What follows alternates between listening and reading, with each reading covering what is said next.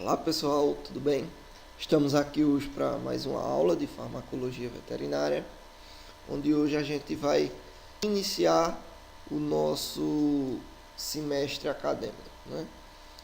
Antes de tudo, só um breve histórico aqui, para a gente poder ter conhecimento sobre como iniciou essa manipulação da farmacologia.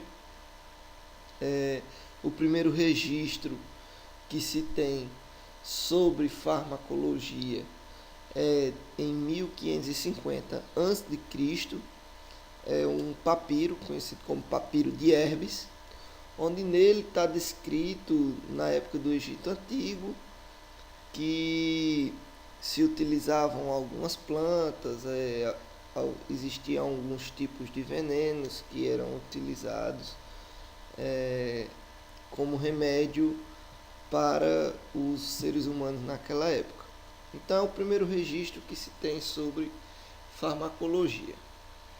E a primeira pessoa que se tem registro de, assim, que se tem conhecimento de manipular a farmacologia, inclusive é tido como uma das pessoas que iniciou a ideia de vacinação, é Mithridates, né? Esse cara era um rei, era conhecido como um rei louco, porque ele tinha muito medo de ser morto por envenenamento, e aí ele acabava provando vários tipos de venenos, só que antes ele iria testar, antes ele testava a dose letal nos seus escravos, né, e administrando nos escravos até os escravos receberem uma dose que não era letal. Depois que ele descobria a dose não letal, ele iniciava a ingestão desse veneno para criar imunidade. Então, inclusive, pessoas que têm imunidade a veneno de cobra, essas coisas, existe uma cidade no Oriente Médio onde as pessoas têm imunidade ao veneno da naja. E aí as pessoas chamam esse tipo de característica de mitridantismo, né? Que são pessoas que adquiriram resistência a veneno por uma alta exposição, né? Criaram muitos anticorpos contra esse veneno e criaram essa resistência. Então tá aí um brevezinho histórico, só para a gente distrair um pouco antes de iniciar, né? Antes de tudo, a gente precisa conhecer alguns conceitos básicos. Quais são os principais conceitos dentro da farmacologia? A gente precisa saber o que é droga, o que é medicamento, o que é fármaco, o que é remédio, o que são produtos de uso veterinário, o que é um placebo e um nutracêutico. Eu vou passar para vocês algumas abreviações também, entretanto são abreviações que não são utilizadas aqui no nosso país com frequência, são utilizadas mais no exterior. Mas como a gente estuda muito por livro, artigos, essas coisas, é importante conhecer para que a gente não tenha dúvidas quando for fazer a leitura desse material, né? Então, o que seria droga, né? Droga é uma substância química que, em quantidade suficiente, pode agir em um organismo, produzindo alterações, sejam elas benéficas ou não. Então, droga seria praticamente toda substância que vai causar alteração no organismo. Já o medicamento é uma nomenclatura que vem do latim e o significado dela é o significado de curar. Então, todo medicamento é uma droga, entretanto, nem toda droga é um medicamento. Então, o medicamento é uma droga que vai promover a cura. Então, vamos fixando aí, pessoal, esse pensamento. O que é o fármaco? O fármaco é uma substância química conhecida dotada de propriedades farmacológicas, não necessariamente para provocar cura, né? Pode ser um anestésico, pode ser substâncias que vão alterar alguma função bioquímica ou fisiológica no nosso organismo. Então, o fármaco, o medicamento, ele acaba também sendo um fármaco, né? Então, o fármaco, ele é uma substância que é como se fosse a forma isolada. Eu vou isolar aquela substância química. Ou seja, eu tenho o extrato de própolis, mas aí eu sei que o extrato de própolis é bom para usar em tal procedimento.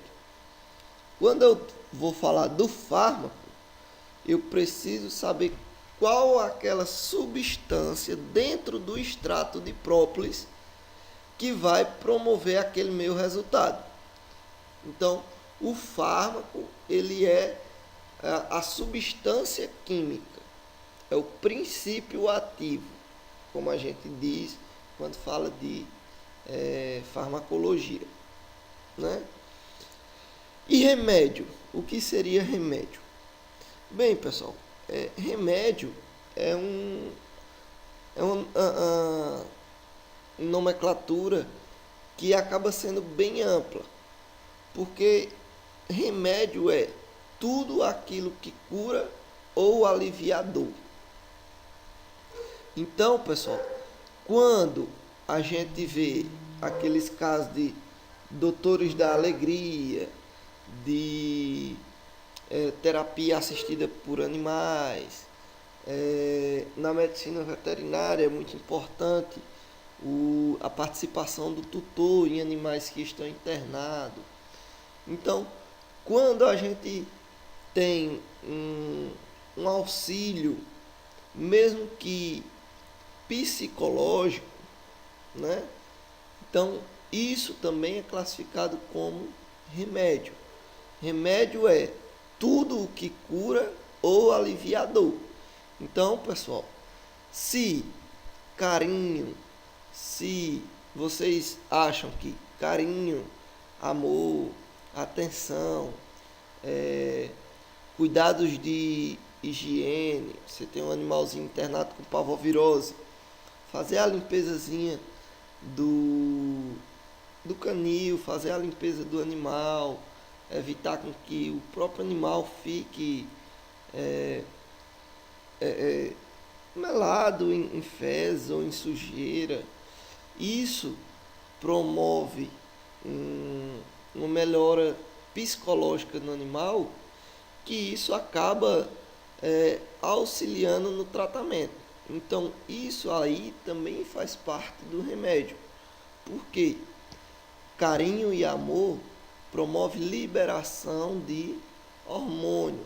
Esses hormônios auxiliam na recuperação.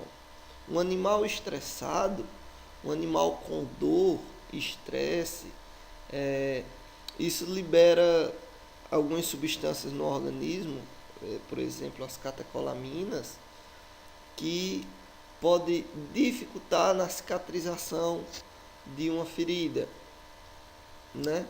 Então, existe todo um aparato bioquímico funcional no organismo do animal que responde a esses estímulos externos. E esses estímulos externos, quando benéficos, também podem ser classificados como remédio. E produtos de uso veterinário? Produtos de uso veterinário vão ser todos aqueles produtos registrados no Ministério da Agricultura, Pecuária e Abastecimento como produto de uso veterinário. Por que é importante citar isso aqui, pessoal? Porque eu digo nós porque logo vocês também vão ser médicos veterinários, nós precisamos ter um certo cuidado na utilização de remédios, né? Muitas vezes eu principalmente trabalho muito a campo também, a gente vê o uso de algumas substâncias que sem comprovação científica. Então, muitas vezes me deparei com equinos com cólica, onde as pessoas fazem o uso de Coca-Cola quente para tratar a cólica. Então, pessoal, não existe nenhuma base científica, nenhuma teoria científica que comprove a eficiência da Coca-Cola quente em cólica de equinos. Então, se vocês, profissionais, médicos, veterinários, formados, cientistas, né, porque vocês vão ser portador da ciência, do conhecimento, fazem o uso de um produto que não é registrado, vocês estão sujeitos a uma ação judicial. Então, muito cuidado no uso de produtos que não são produtos de uso veterinário, tá ok? E aí a gente vem para placebo e nutracêutico. O que são placebos? Placebos são substâncias sem propriedades farmacológicas e elas normalmente são utilizadas para ensaios clínicos, né? Onde eu vou ter um teste, a exemplo do que a gente tem agora na testagem das vacinas para Covid. Então eu preciso ter um grupo controle. E o grupo controle, nesse grupo controle de análises farmacológicas, normalmente se administra o placebo. Por quê? Porque como a gente acabou falando ali em cima que alguns fatores psicológicos podem agir como remédio, o fato da pessoa ou daquele animal receber alguma substância pode interferir, pode provocar uma reação psicológica que provoque uma melhoria do quadro clínico, ou pode simplesmente mostrar que o quadro clínico iria se recuperar independente da administração do medicamento ou não. Então, como eu citei anteriormente, atualmente a gente tem um bom exemplo de placebo, no teste da vacina de Covid, onde eles fazem a administração da vacina, separam os grupos, e aí 2 grupos, um grupo vai receber a vacina, outro grupo vai receber o placebo, injeção de água, por exemplo. E aí vai ver como vai reagir essas pessoas. Então, se todo mundo que recebeu substância, seja ela placebo ou não, produziu imunidade, então quer dizer que aquela imunidade recebida pelas pessoas não é oriunda do produto farmacêutico, porque o placebo também promoveu a resposta. Então, o placebo ele serve como base científica para grupo controle. É importante a gente saber o conceito de placebo por conta disso. E nutracêuticos são aqueles alimentos com propriedades farmacêuticas comprovadas. Viu, pessoal? Então, tem que ser propriedades farmacêuticas comprovadas. Está comprovado que o abacaxi contém uma substância chamada bromelina, que auxilia na digestão de alimentos. Da mesma forma, o mamão tem a papaina, que auxilia na digestão também de alimentos. Então, tem que ser de forma comprovada, né? E aqui, para finalizar, as abreviações que a gente tem, né? Que é CID, BID, TID, KID, QD, PRN. CID quer dizer uma vez ao dia, BID 2 vezes ao dia,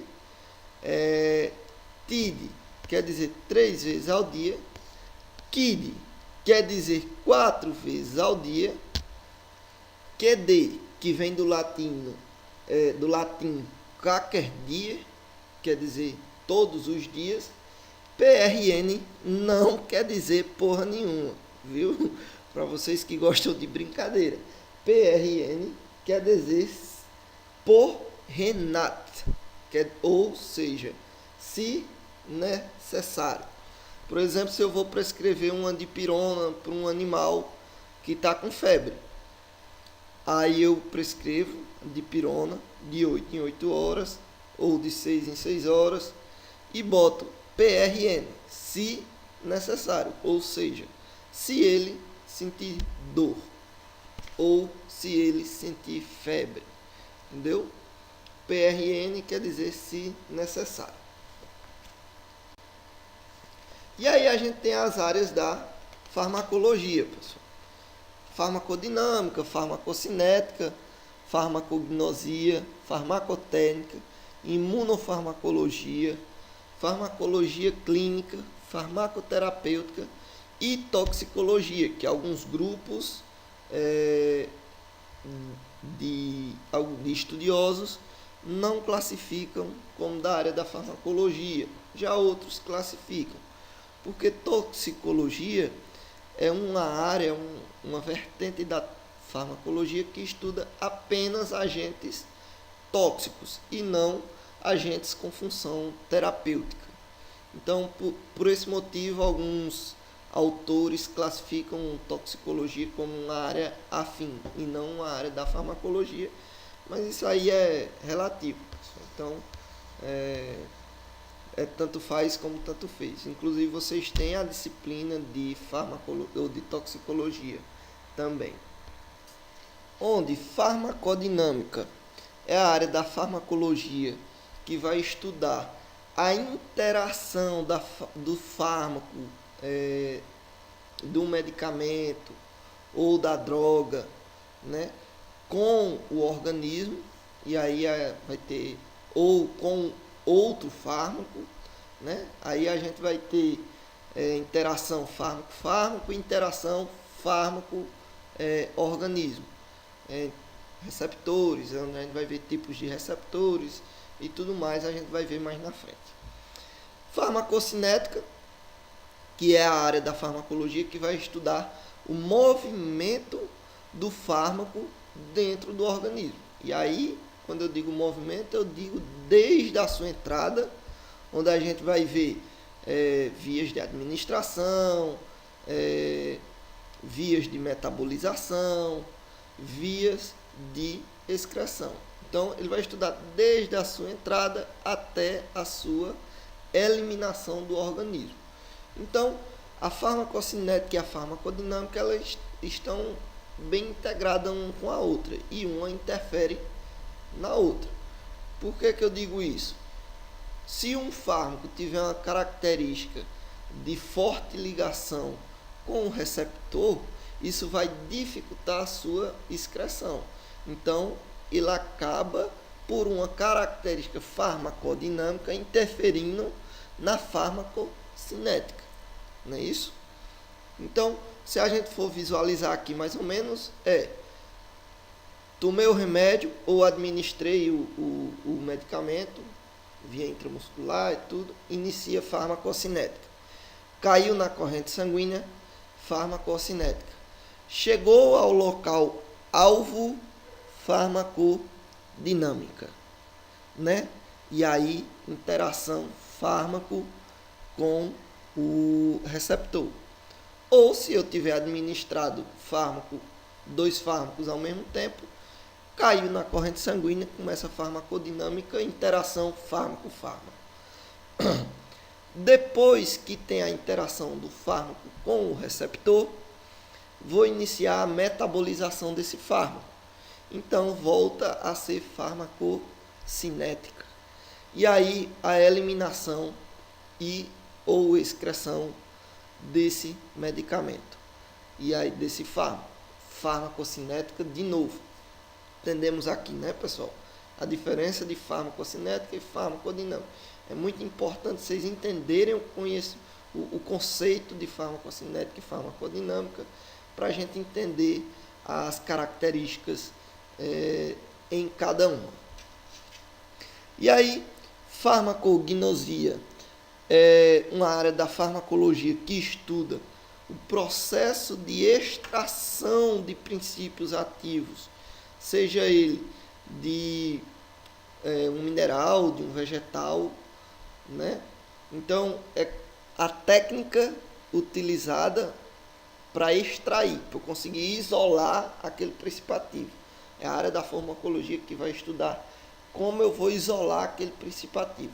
Como eu tiraria a bromelina de dentro do abacaxi. Quais o procedimento eu preciso fazer para retirar aquele princípio ativo daquela substância, para isolar ele e que ele esteja de uma forma ativa para ser utilizado num organismo vivo. Farmacotécnica. A farmacotécnica já é a área da farmacologia que se você for pensar bem, ela pode até se confundir um pouco com a farmacognosia.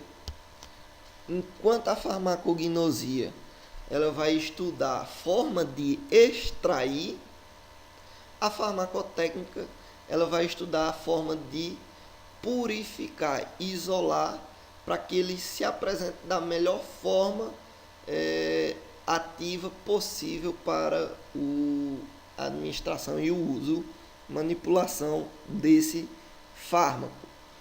Farmacognosia, vou extrair. Farmacotécnica, vou purificar e isolar. Ok? Imunofarmacologia é uma área bastante crescente da farmacologia, né? Onde a gente vai utilizar substâncias que favoreçam a imunidade, né? A gente tem soros hiperimune, plasma hiperimune. Então, tudo isso faz parte da imunofarmacologia, né? Farmacoclínica é onde eu vou desenvolver estudos clínicos que comprovem a eficiência do meu medicamento, né? Vou utilizar o medicamento em animais que precisam e em animais que não precisam. E aí a gente vai comparar qual a eficiência e quais os efeitos adversos que podem provocar na utilização dessa substância.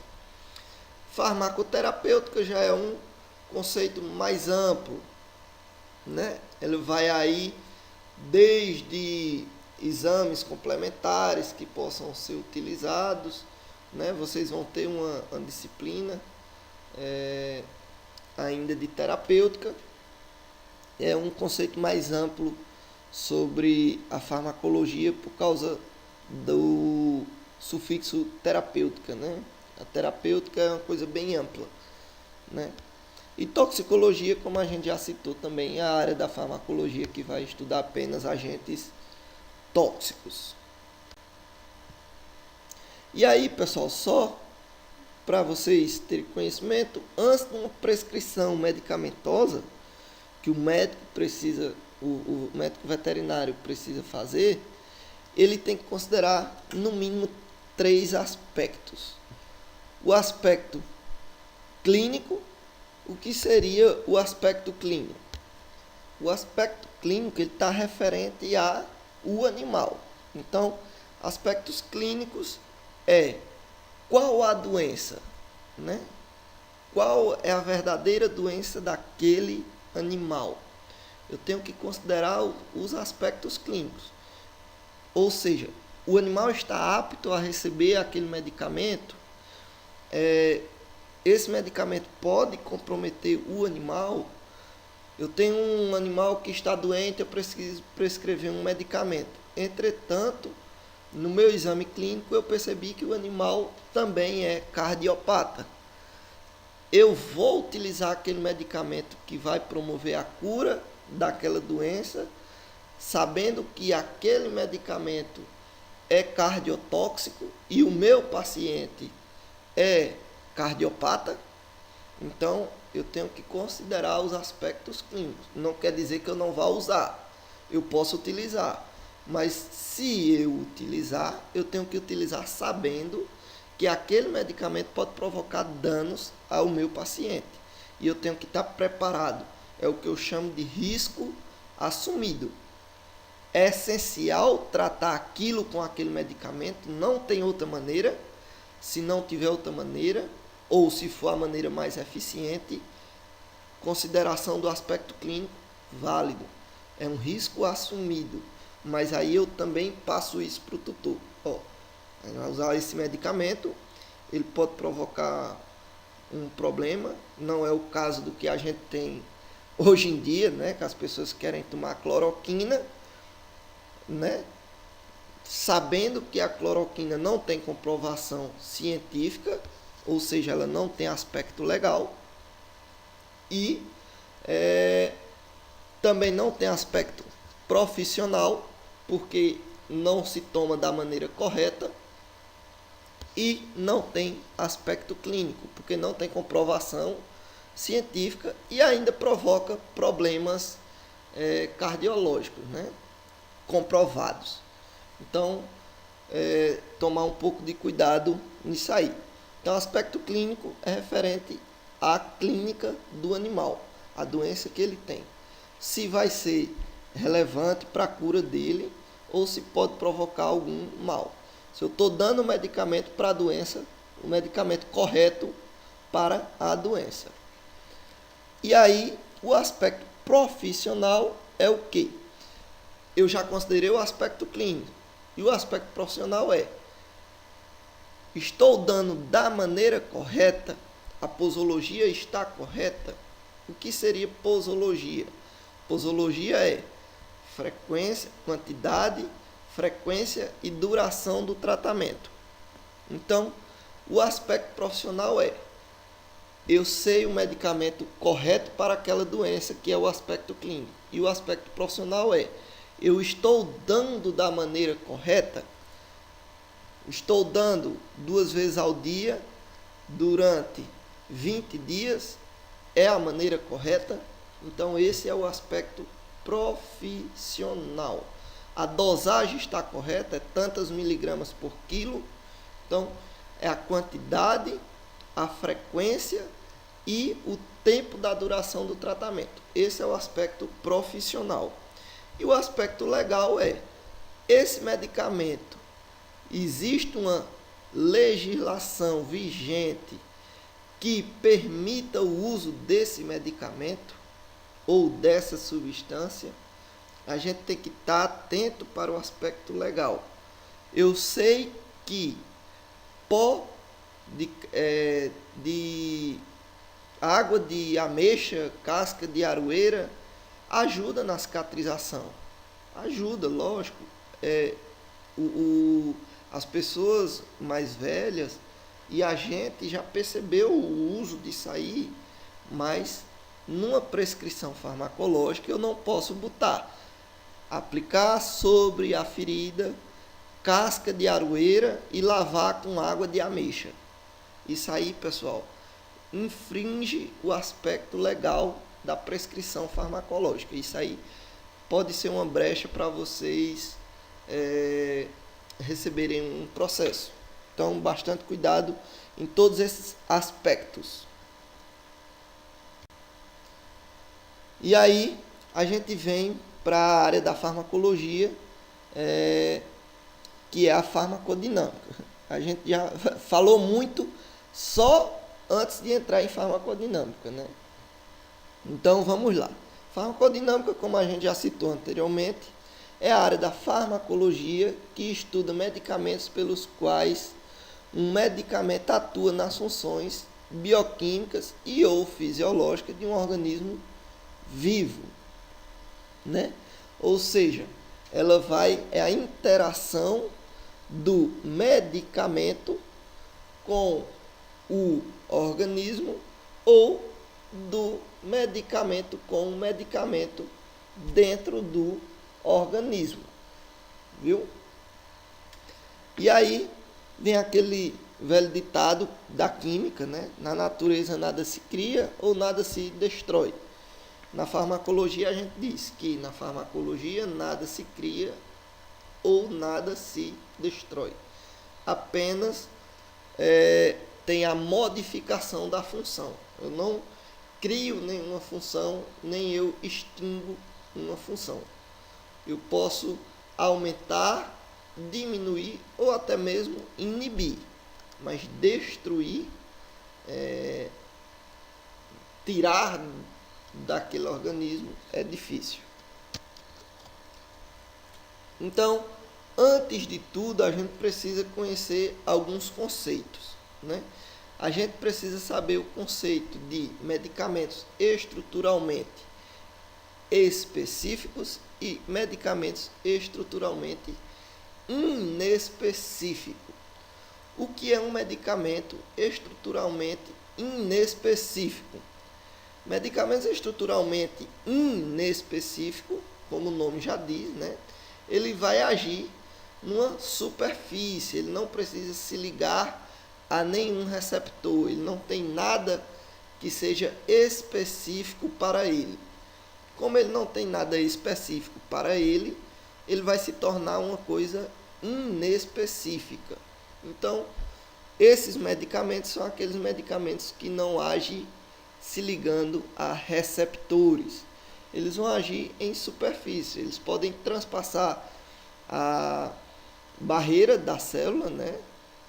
A parede celular da célula, penetrar e provocar uma mudança na célula, né? Que é o caso dos anestésicos gerais inalatórios.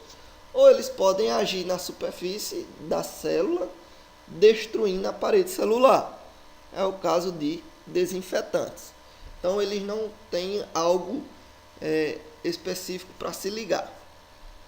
Já os medicamentos estruturalmente específicos são aqueles medicamentos que o efeito farmacológico precisa de um receptor específico para ele. Então, ele vai se ligar a um receptor. Depois que se liga esse receptor, ele promove a alteração da função celular. Então, ele precisa de algo específico, um receptor onde ele vai se ligar. E esse receptor é tão específico que, se a gente tiver uma molécula que é semelhante a ele, não ativa o receptor, ou ativa de uma forma diferente, provocando outra reação. Mas, para promover aquela reação, ele é específico. Somente aquele fármaco com aquela estrutura vai promover a ativação daquele receptor. E aí, a gente precisa conhecer os tipos de receptores. A gente tem receptores de alta potência. O que são receptores de alta potência? São aqueles receptores que, quando se liga, quando o fármaco se liga, ou o agente se liga a ele, ele provoca uma hiperreação, uma superreação, né? Uma reação exagerada, né? Muito alta. Mas isso é uma característica do receptor. Viu? A gente precisa saber isso porque mais na frente a gente vai ver algumas características do paciente, do animal. Isso é característica do receptor, um receptor de alta potência. É como o fio de energia. A gente tem o fio de casa, que é comum, que você pega, você leva um choque, e você tem os fios de alta potência, que são os do poste. Característica do fio, a capacidade de conduzir mais ou menos eletricidade do fio, e no receptor é a capacidade de produzir mais ou menos resposta. É característica do receptor. Outra característica dos receptores são receptores de especificidade química. O que são especificidade química?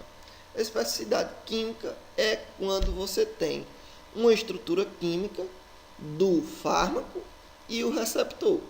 Então, aquele receptor ele só vai promover aquela resposta quando se ligar àquela estrutura química. Muitas vezes a gente tem isômeros ópticos. O que são isômeros ópticos? A gente tem fármacos que têm a mesma composição química, entretanto, a estrutura é uma estrutura espelhada.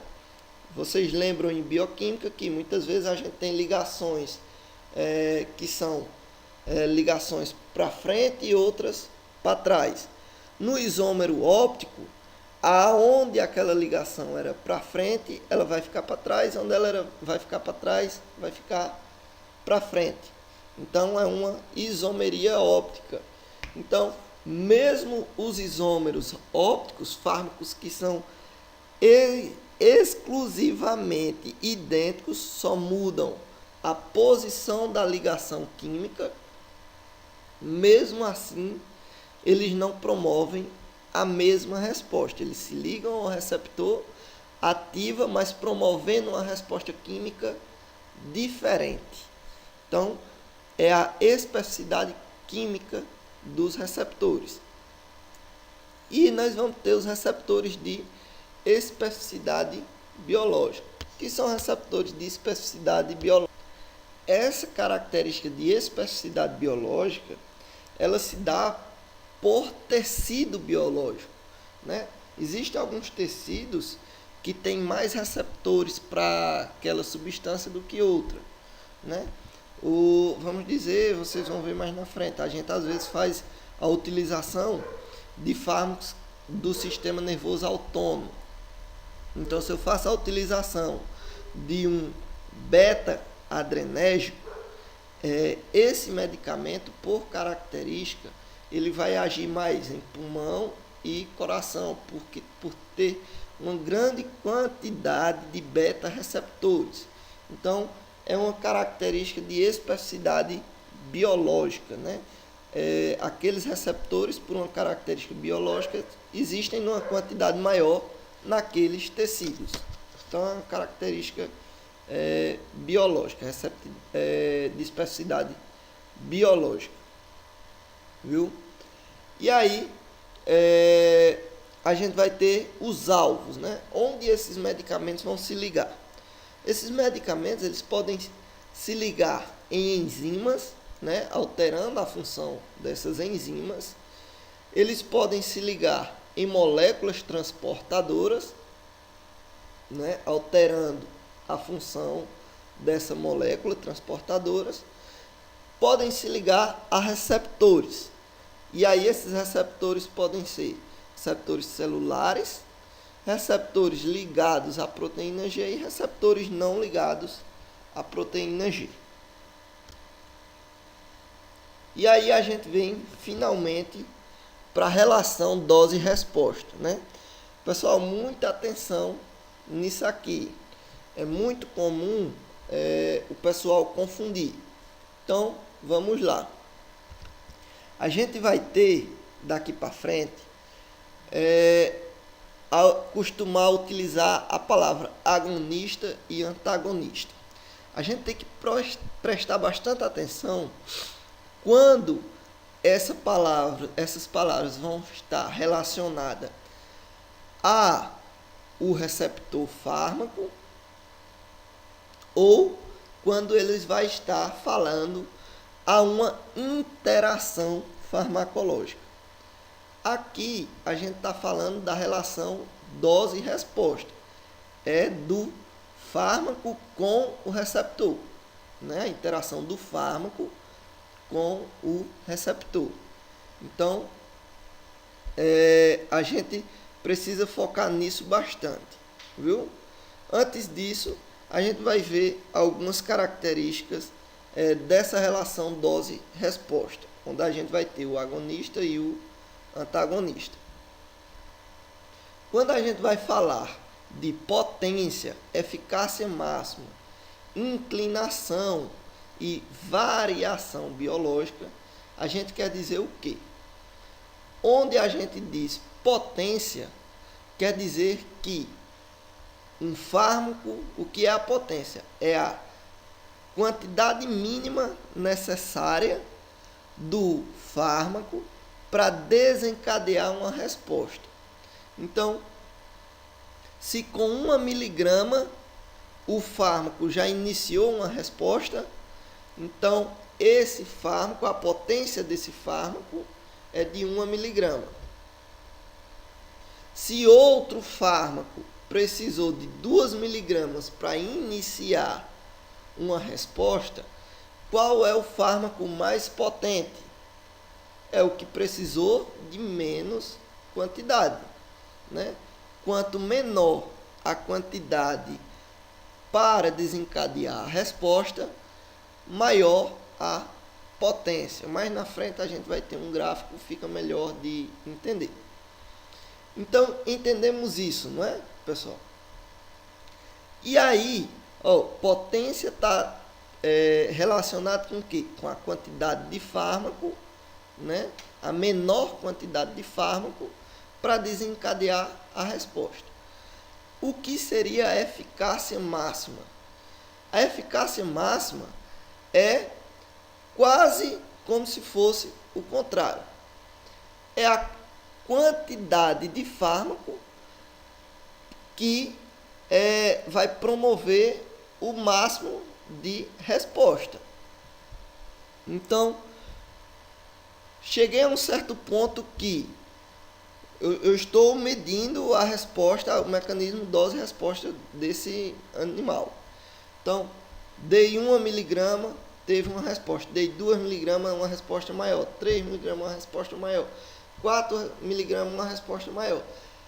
20 miligramas, eu começo a ter resposta adversa. Efeitos adversos. Então, esse meu medicamento não promove mais resposta efetiva. Então, aí eu cheguei ao meu ponto de eficácia máxima, né? Então, meu medicamento não promove mais resposta. Por mais que eu aumente a dose, ele não tem mais uma resposta terapêutica. Só vai ser efeitos adversos. Então, a partir daí, eu cheguei ao meu ponto de eficácia máxima. E inclinação, a inclinação é a curva que esse meu medicamento forma no meu gráfico, enquanto eu estou fazendo toda essa análise de dose-resposta. Dose-resposta. Então, essa inclinação que forma, ela representa o quê? Representa como esse medicamento qual o mecanismo de ação desse medicamento no organismo. Então, medicamentos que têm inclinação semelhante, eles normalmente vão ter mecanismos de ação semelhante. Então, isso serve para a gente entender quando a gente visualizar um gráfico de dose-resposta de um medicamento. E o que seria a variação biológica? A gente precisa entender variação biológica justamente porque na vida prática do médico veterinário acontece muito. Eu tenho uma curva de dose e resposta comum para aquele medicamento. Entretanto, cada animal tem uma resposta biológica. Isso indiferente de ser espécie específico, né? Diferente espécie, não. Eu estou falando de mesma espécie, mesmo sexo, mesma idade, mesmo sexo não, mesmo gênero, mesma idade, mesma raça. Muitas vezes, aquele medicamento promove uma eficiência, uma boa eficácia com um animal e não promove com o outro, por uma questão biológica daquele animal. Aquele animal não responde bem. E aí é onde acontece muitas vezes essa questão do veterinário passa o medicamento, considerou o aspecto clínico, o aspecto profissional, o aspecto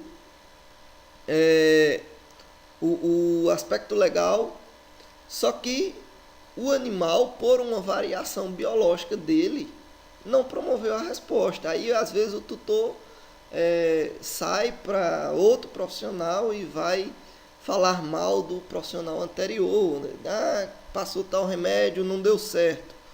Mas não é culpa do profissional. É uma característica biológica daquele animal que não respondeu ao tratamento. Então, sempre que receber um caso desse, pessoal, eu sempre que recebo, eu sempre digo, olha, vamos aqui, vamos tentar mudar o medicamento. Isso aqui não tá errado. A gente precisa ver outra forma de tratar. O tratamento que ele passou está correto. Talvez se você tivesse vindo primeiro a mim, eu tivesse passado o mesmo tratamento. Entretanto, como eu já sei que esse não funciona, a gente já vai abrir mão de outro. Mas não quer dizer que o tratamento que o colega passou está errado. Então, pessoal, muito cuidado quando a gente vai criticar outro profissional. É antiético, isso não é legal. Tá ok? E aí, essas são algumas características que a gente precisa saber. E aí, a gente vem para aquela questão do agonista e antagonista. Vamos lá. Quando eu estou falando da interação do fármaco com o receptor, quando eu quero dizer que esse fármaco é agonista, eu quero dizer que se ligou ao receptor e ativou, promoveu resposta. Então, ele é um fármaco agonista. Se ligou ao receptor, não promoveu resposta, ele é um fármaco antagonista. Tudo ok aí, pessoal? Então, botem na cabeça. Vou repetir de novo. Em relação com o fármaco com o receptor, quando ele é agonista, ele vai se ligar ao receptor e promover resposta. Quando o fármaco é antagonista, ele vai se ligar ao receptor e não promover resposta. Isso quando eu falo interação fármaco-receptor, viu? Por que eu estou frisando isso? É muito comum o erro dessa nomenclatura quando a gente modifica ela para usar ela não na interação fármaco-receptor, e sim na interação fármaco-fármaco, que são as interações farmacológicas, que a gente vai ver daqui a pouco. Então, a gente tem alguns efeitos anormais do fármaco. E aí, a gente ainda está falando do fármaco com o organismo. Quando eu digo que, lembra que a gente falou de receptores que são de alta potência? A gente vai ver aqui agora, são respostas, são efeitos anormais e não são características do receptor. Então, são efeitos anormais do organismo ao medicamento. Então, muitas vezes a gente vai ter um indivíduo que é hiperreativo. O que é um indivíduo hiperreativo? É aquele indivíduo que eu administro o medicamento, não é comum isso. O medicamento normalmente é administrado e eu tenho resposta A. Só que naquele indivíduo eu administrei e ele teve uma hiperreatividade. O animal teve uma resposta acima do esperado. Não quer dizer que seja boa, né? Porque a gente tem um comum, diz, teve uma resposta acima do que eu esperava. Não quer dizer que é uma resposta boa. É uma resposta acima do que normalmente aquele medicamento desencadeia. Então, a hiperreatividade.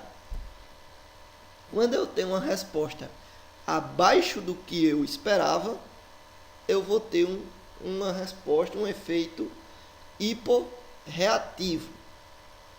Então, administrei o medicamento, teve uma resposta mais acima do que é o esperado, ela teve uma hiperreatividade.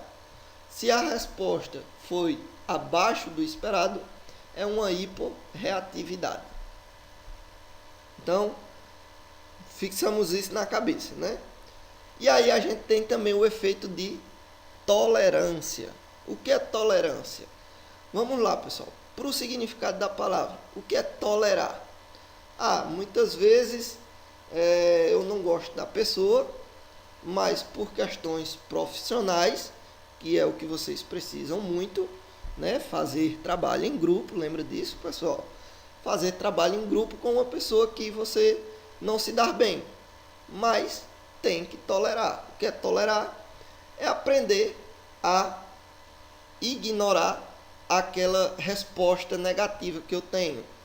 Quando eu falo de tolerância em farmacologia, quer dizer que eu administrei o medicamento, o animal teve aquela resposta. Quando eu administro de novo, esse animal vai adquirindo uma tolerância àquele medicamento.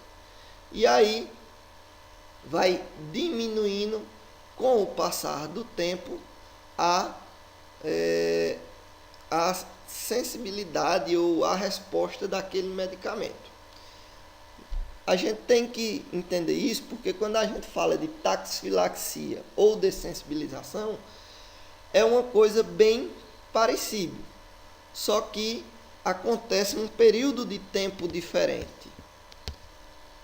A tolerância seria uma diminuição da resposta, ele acaba sendo um tipo de hiporreatividade também, só que adquirida com o tempo, né? A tolerância é uma coisa que demora mais tempo, alguns dias, meses. Por exemplo, vamos aqui, o uso de anticonvulsivantes. Muitas vezes a gente precisa ficar aumentando a dose, porque o animal vai criando resistência. A gente tem exemplo do Michael Jackson. O Michael Jackson morreu por um excesso de medicamento, ou seja, uma overdose. O que é que quer dizer essa overdose que ele sofreu? O que é que tem a ver com isso? Ele tomava uma medicação para dor, e aí, com o tempo, ele cada vez tinha que tomar uma dose maior.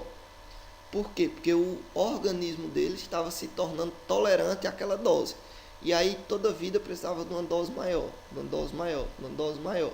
Que nem tem algumas pessoas com bebida, né? Primeira vez que bebe, uma dosinha fica bêbado, né? E aí vai bebendo, criando tolerância, né? 2, 3 meses. Quando tem uma pessoa aí, que nem tem alguns certos colegas e nossos, né, que já tem uma experiência vasta, bebe 1 litro de cachaça e não fica bêbado. Por quê? Porque ele já está bastante tolerante, né? Enquanto tem outros que pisar numa tampinha já ficou zonzo. Então, tolerância é uma hiporreatividade adquirida com o prolongar do tempo. Já taxifilaxia ou dessensibilização são nomes sinônimos. Isso aí é uma coisa adquirida de forma mais rápida. Muitas vezes você administra uma dose, na outra o animal já criou uma resistência, né? Então, a diferença de tolerância e dessensibilização é o período de tempo onde isso foi adquirido. Se for bem rápido, taxifilaxia ou dessensibilização. For mais prolongado, é tolerância. Viu? Isso serve para caracterizar uma hiporreatividade. O animal teve uma resposta normal, depois foi tendo respostas menores, né? Uma hiporreatividade apresentando daquele medicamento. Pode ser uma tolerância ou uma dessensibilização. Idiosincrasia. Idiosincrasia é quando eu tenho uma resposta inusitada, que não estava previsto, uma coisa que, sabe aquilo, nada a ver? Pronto, é uma idiosincrasia. Pô, eu nem imaginei que isso poderia acontecer.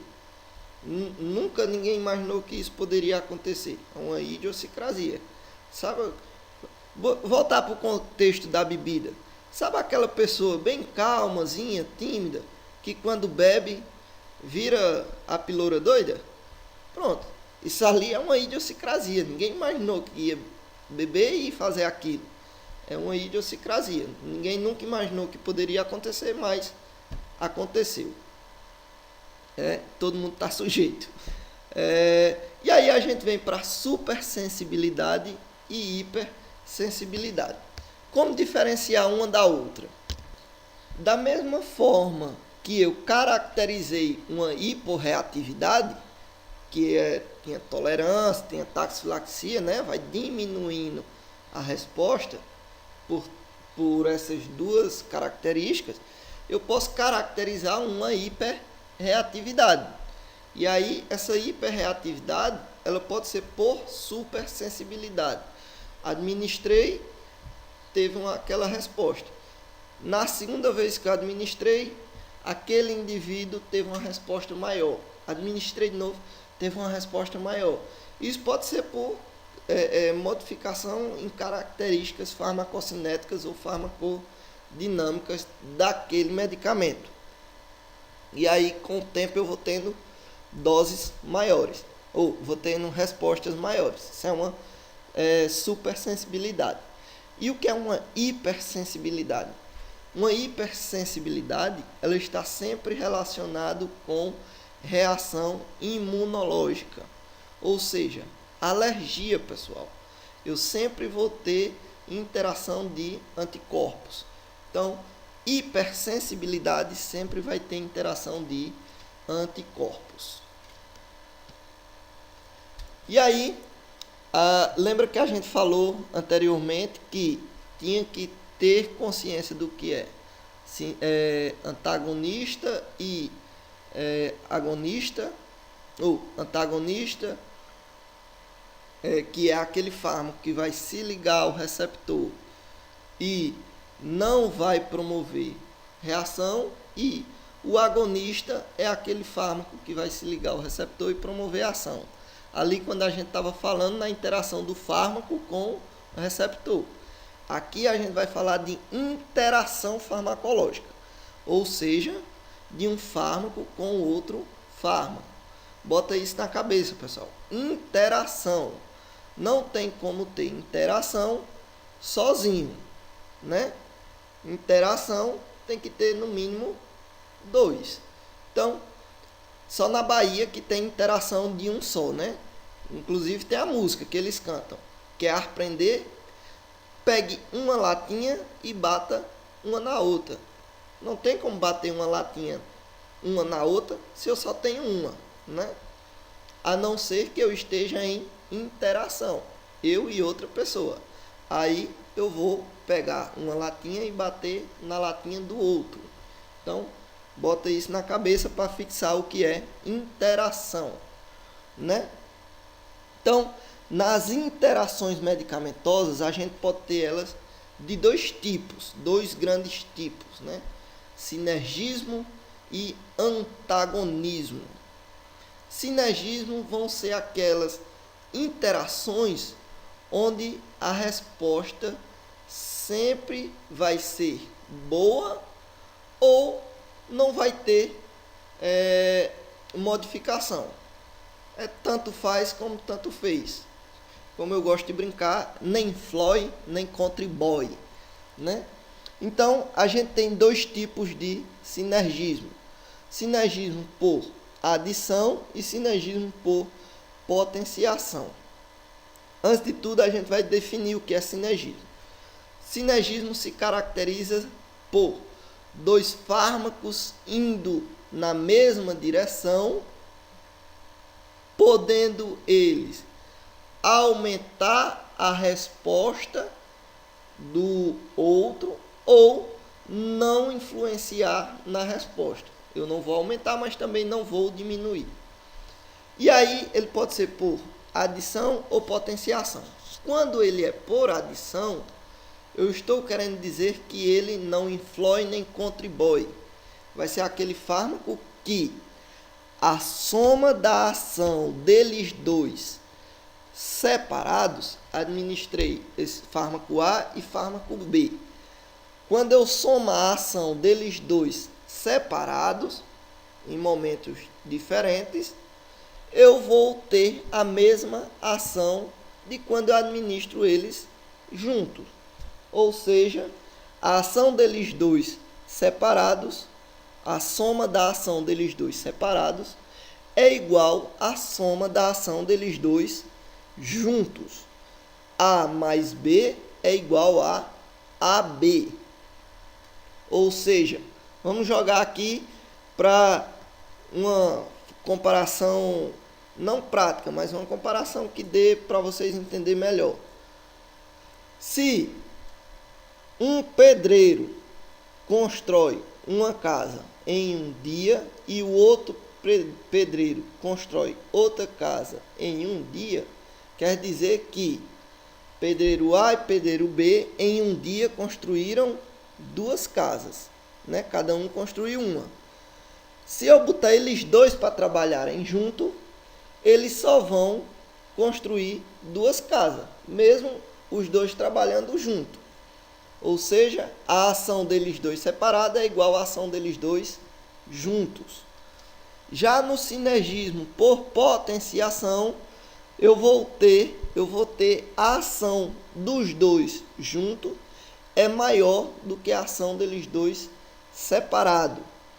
A mais B AB é maior que A mais B. Então, a ação deles dois juntos é maior do que a ação deles dois separados. Exemplo, igual fizemos mais em cima. Se eu pegar dois alunos para responder a prova,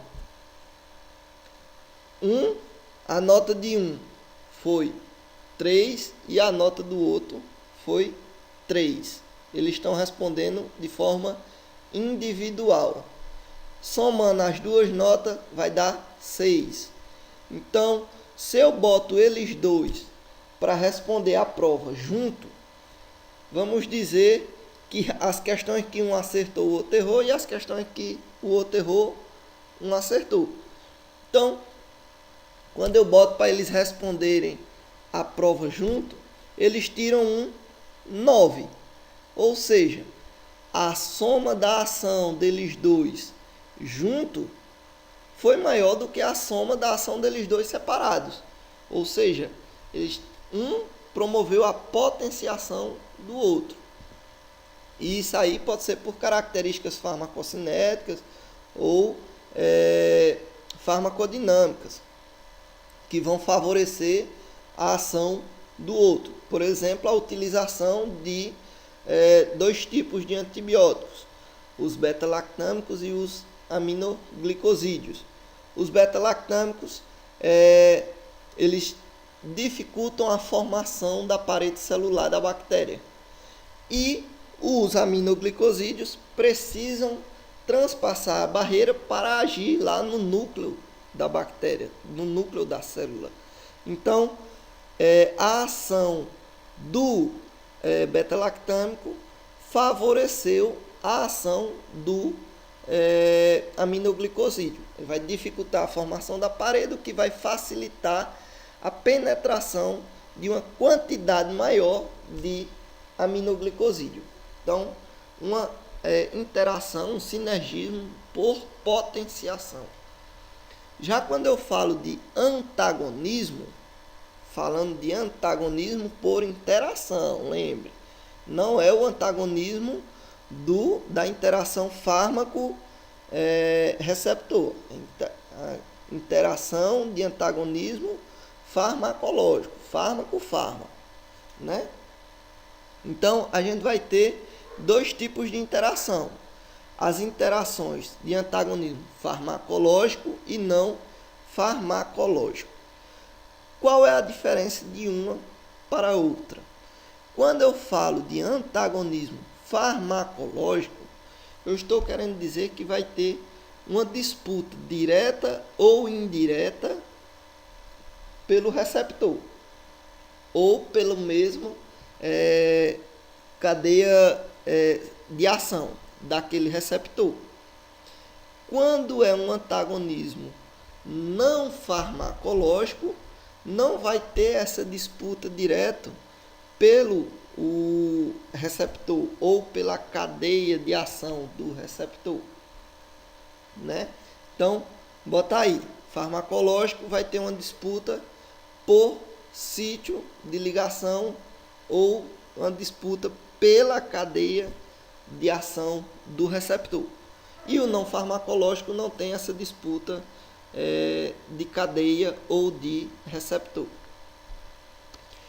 Então, dentro desse grupo de antagonismo farmacológico e não farmacológico, a gente ainda vai ter alguns subgrupos.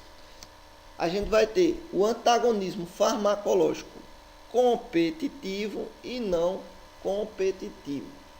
Quando eu falo do antagonismo farmacológico não competitivo, vai ser aquele antagonismo onde não vai ter a disputa direta pelo sítio de ligação, lá em cima do receptor.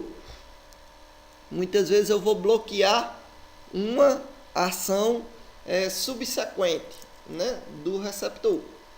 Vamos dizer que eu administro um fármaco que vai desencadear a cascata de coagulação. Só que eu vou ter outro fármaco que bloqueia o cálcio na cascata da coagulação, ou que bloqueia a vitamina K, ou cálcio na cascata de coagulação.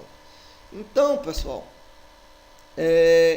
isso aí, de uma forma indireta, eu estou bloqueando a ação. É como você chegar para o seu pai, você é o fármaco e a festa é o receptor. Você quer ir para a festa, né? Você pode até ir para a festa, mas chegar lá, você não vai conseguir curtir a festa. Por quê? Porque seu pai não lhe deu dinheiro, ou seja, ele bloqueou uma ação que você poderia desencadear na festa. Apesar de você se ligar ao receptor, que é a festa, chegar lá você não vai fazer nada, porque você não tem dinheiro. Então, você foi bloqueado não na ligação, você se ligou, mas não conseguiu desencadear a ação, porque você foi bloqueado em um momento da sua ação. E aí, quando a gente fala de antagonismo farmacológico competitivo, aí sim, aí eu estou falando de um fármaco agonista e um fármaco antagonista. Então, pessoal, quando eu vou dizer que eu tenho um fármaco agonista e um fármaco antagonista, eu quero dizer que um vai se ligar ao receptor e não vai promover ação, e o outro vai se ligar ao receptor e vai promover ação. Então, antagonismo farmacológico competitivo vai ter uma disputa direta pelo sítio de ligação do receptor. E aí a gente vai ter três tipos: pleno ou totalmente irreversível, parcialmente irreversível ou irreversível. Como isso se caracteriza? Isso vai depender do tipo de ligação do fármaco com o receptor. Se essa ligação for uma ligação fraca, esse tipo de antagonismo do antagonista com o receptor vai ser pleno ou totalmente irreversível. Isso quer dizer que eu vou ter dois fármacos.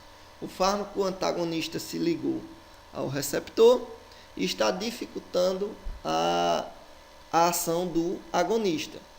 Entretanto, se eu aumentar a concentração do fármaco agonista, facilmente esse antagonista se desprende e o agonista começa a ocupar o espaço. Resumindo, quando o antagonismo é farmacológico, competitivo, pleno ou totalmente irreversível, com o aumento da concentração do fármaco agonista, facilmente o fármaco antagonista se desprende do receptor. Viu? Porque essa ligação era uma ligação fraca. Quando ele é parcialmente reversível, eu quero dizer que, mesmo com o aumento da concentração do agonista, esse fármaco antagonista ele não se desprende do receptor. Entretanto, com um determinado tempo, esse fármaco antagonista perde força de ligação e deixa de ocupar o espaço no receptor. E aí o fármaco agonista passa a atuar. Ou seja, é uma questão de tempo e não de quantidade. No pleno ou totalmente irreversível, é uma questão de quantidade. Aumentou a concentração de agonista, você consegue reverter. Já quando é parcialmente irreversível, não é uma questão de tempo ou de quantidade, é uma questão de tempo. Mesmo aumentando a concentração, não vai ver esse desprendimento, só depois do tempo de ação do fármaco antagonista.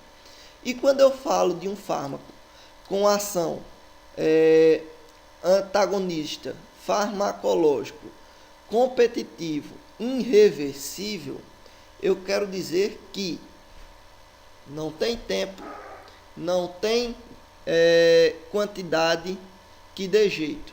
Aquele fármaco antagonista vai se ligar àquele receptor e não vai se desprender, até que haja uma produção de novos receptores para que o fármaco agonista possa atuar. Ou seja, balbal, já era. Então, pessoal, irreversível é aquela ligação forte, quando normalmente tem uma ligação do tipo covalente. Então, o fármaco antagonista se liga ao receptor e não desprende.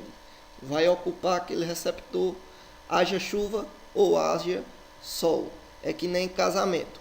Na tristeza ou na alegria, na riqueza ou na pobreza. Vai estar sempre junto. Viu? E aí, a gente vem para o antagonismo não farmacológico. Lembra que o antagonismo não farmacológico é aquele antagonismo que não vai ter disputa direta pelo receptor.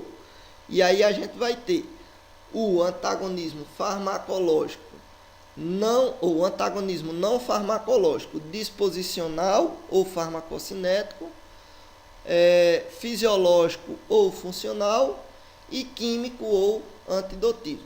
Como é que isso vai acontecer? O antagonismo não farmacológico, farmacocinético ou disposicional, lembra pelo nome, farmacocinético vai agir o quê? Na movimento do fármaco no organismo. Então, quais são os pontos da farmacocinética que esse antagonismo pode acontecer? Eu posso utilizar um fármaco que diminua a absorção do outro. Vamos dizer que eu estou tomando um medicamento que tem absorção dependente da acidez do estômago. Se eu utilizar um omeprazol que diminui a acidez do estômago, eu vou diminuir a absorção desse outro fármaco.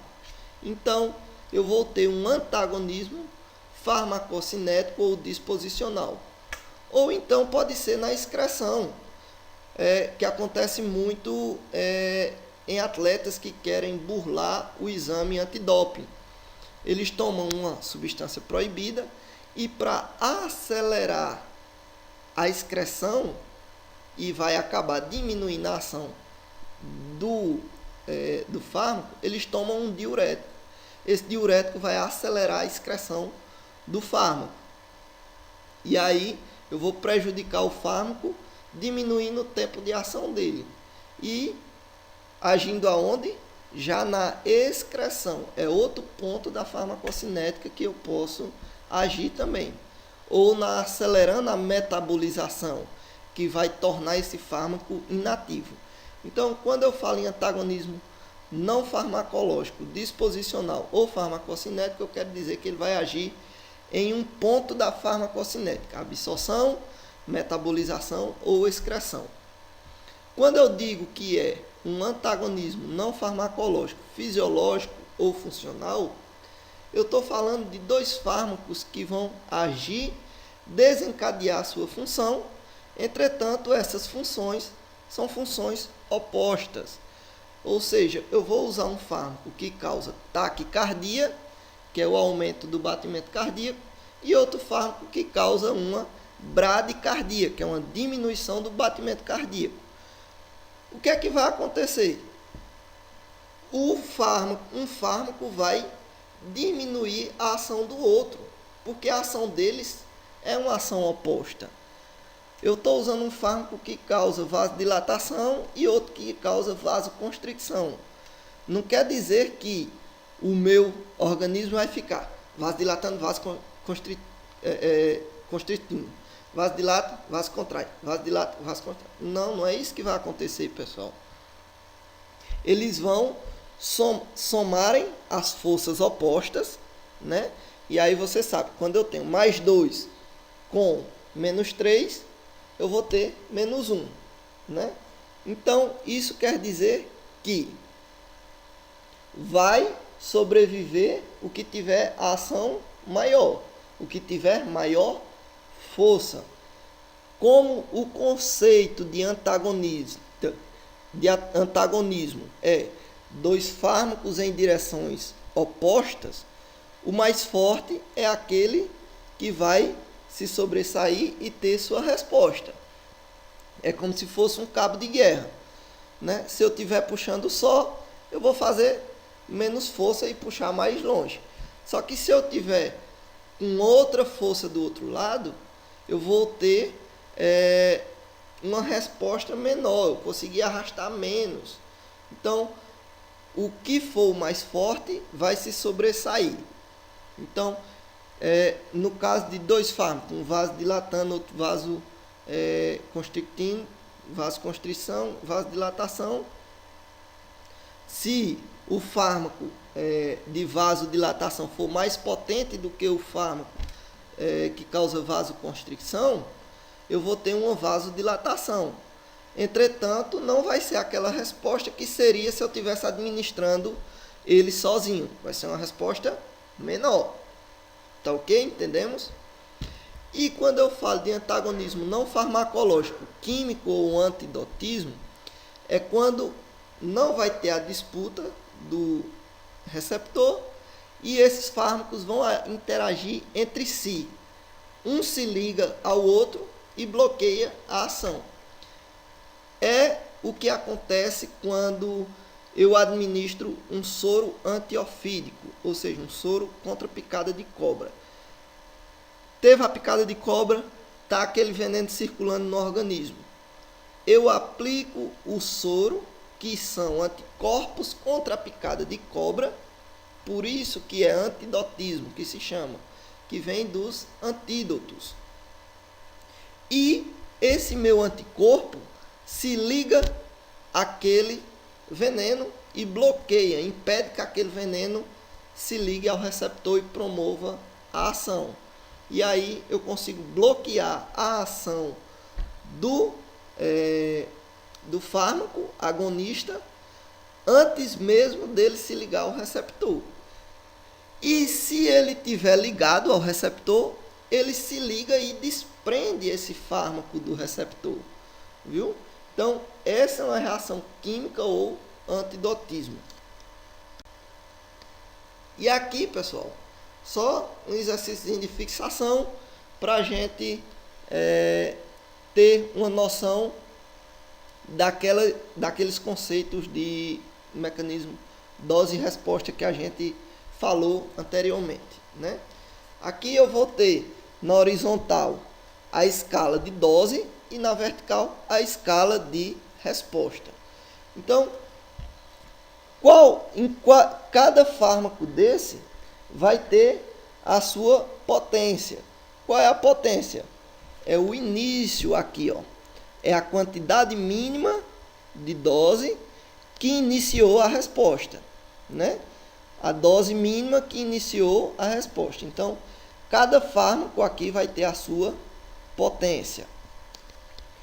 A eficácia máxima a gente já vê aqui na parte superior, ou seja, é a resposta máxima para dose do medicamento. A partir desse ponto a minha eficácia, a minha resposta não é mais crescente. Ela vai agora ou declinar ou continuar estagnada. Então, ali é o meu ponto de eficácia máxima. Daí não sobe mais. É o máximo, atingir o pico. Viu? E inclinação é o que? É essa curva que forma do ponto de potência ao ponto de eficácia máxima. Né? Essa é a minha curva de inclinação. E como a gente falou anteriormente, isso representa, quando eu comparo uma curva com a outra, representa o mecanismo de ação desse fármaco, se eles vão ter mecanismos de ação semelhantes ou não, quando eu vou comparar um com o outro. Entendimos aí, pessoal? Então, de forma de exercício, nós temos aqui, comparando o fármaco X com o fármaco Y. O fármaco X é mais potente que o fármaco Y. Por quê? Porque a resposta dele inicia antes, né? Ele com uma dose menor iniciou a resposta. O fármaco Y precisou de uma dose um pouco maior para iniciar a resposta. E o fármaco X também tem uma eficácia máxima maior do que o fármaco Y, né? Então, aqui com a mesma dose entre X e Y, o X teve uma eficácia máxima, uma resposta maior do que Y. Então, o fármaco X é mais potente que Y e tem uma eficácia máxima maior do que a de Y. Não quer dizer que ele é melhor. Isso aí vai depender da situação. Muitas vezes, um fármaco mais potente pode ser prejudicial, porque pode ter um efeito tóxico maior, né? Pode um animal que tem uma patologia, um animal nefropata, cardiopata, ele vai ter mais problemas com esse medicamento mais potente. Então não quer dizer que ele seja melhor. Eu só estou comparando o mecanismo dose e resposta desses medicamentos. Quando eu comparo X com Z, X vai ter uma potência maior do que Z, entretanto, a mesma eficácia. Vejamos aqui que o ponto de eficácia máxima é o mesmo, né? Então, eles têm mesma eficácia máxima, entretanto, o fármaco X é mais potente do que Z, né? Apesar de Z precisar de uma quantidade maior de dose para atingir a mesma resposta, ele consegue atingir a mesma resposta, só que ele precisa de mais dose. Mas a eficácia máxima ele atinge, né? Ele atinge a mesma resposta que X, só não com a mesma quantidade de fármaco. Mas a eficácia máxima, o ponto de eficácia máxima é o mesmo. E quando eu comparo Y com Z, né? Y é mais potente que Z, entretanto, a eficácia máxima de Z é maior do que a de Y. E com isso aqui a gente encerra, pessoal. Muito obrigado e até a próxima aula.